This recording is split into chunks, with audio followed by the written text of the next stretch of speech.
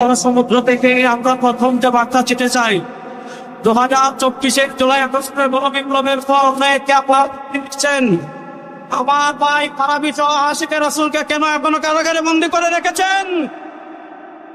বাংলাদেশের সাতিমা রাসূল ইস্যুতে যতজন আশিকে রাসূলকে কারাগারে বন্দী করে রেখেছেন অতি শীঘ্রই তাদেরকে মুক্তি দান করতে হবে।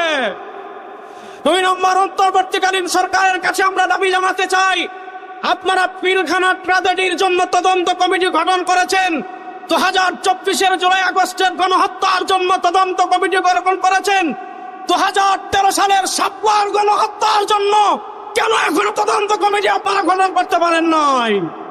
3 নম্বর শেষ কথা বলে আমি শেষ করছি, আমরা এই তদন্ত কমিটি বাতিল, আমরা এই কমিটি মানি না ইনশাআল্লাহ।